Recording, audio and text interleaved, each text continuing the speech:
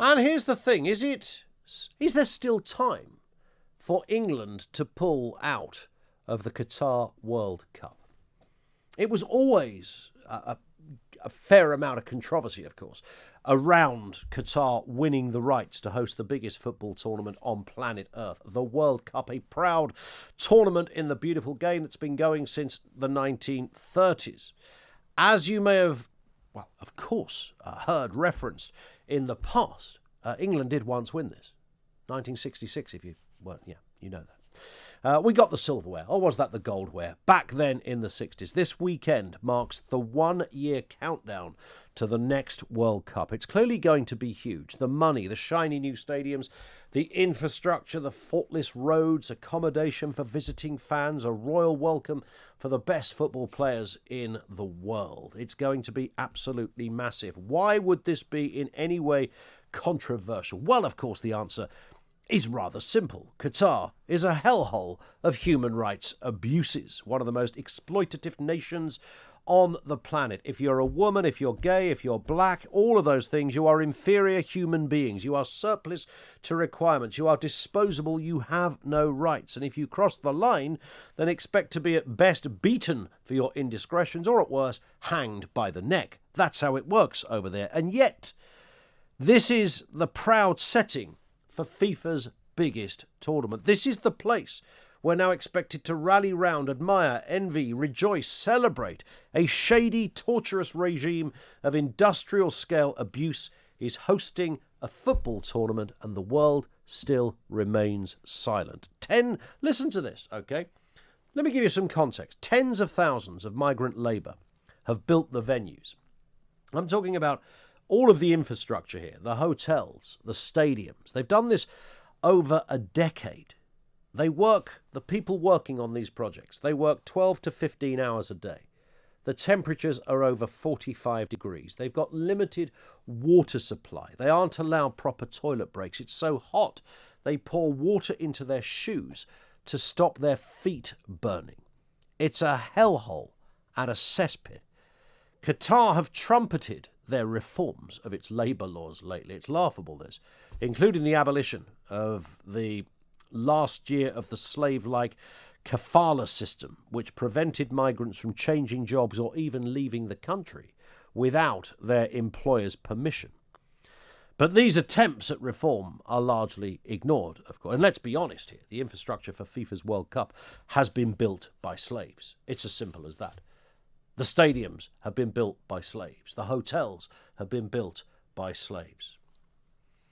Since the World Cup was awarded back in 2010, and this is a horrifying figure, more than 6,500 migrant workers from Nepal, India, Pakistan, Bangladesh, Sri Lanka have died in Qatar.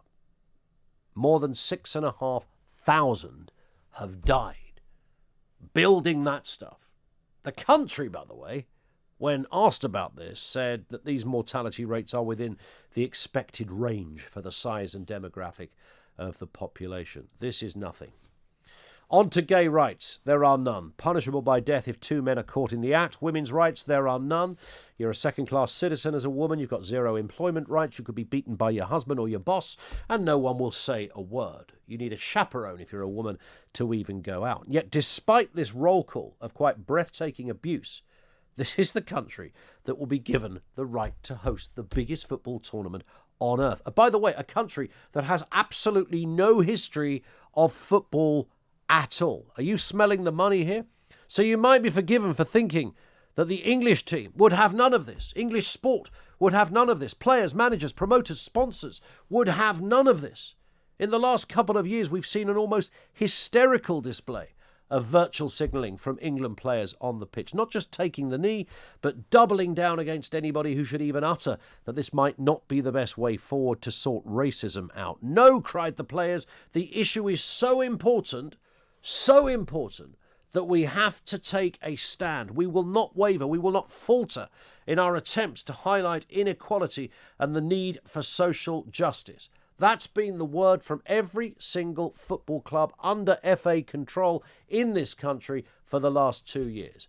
Get on your knee every single weekend, regardless of whether there are other ways of doing it, And their response has been unequivocal. We have to do this. We have to make this stand, even in other sports. Lewis Hamilton, who seems to spend most of his time parading around the place thinking he's Malcolm X, but in a dress, he takes to the podiums looking every bit the pained victim, presumably conjuring up a vicarious sense of the inequalities of black history. He takes the knee, he clenches the fist. Lewis makes a stand.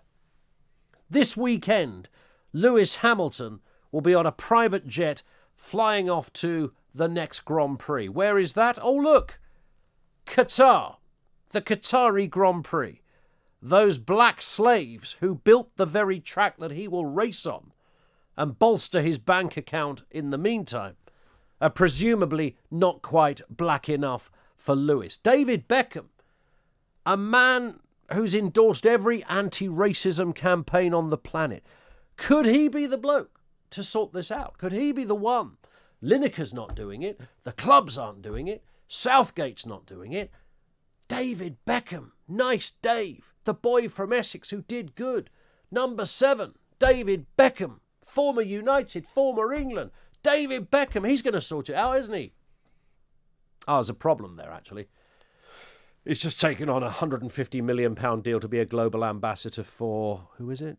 Oh, Qatar. It's the Qatar World Cup. So Beckham is not available because he's trousered the cash. Nice one, Dave. Just look at the state of this.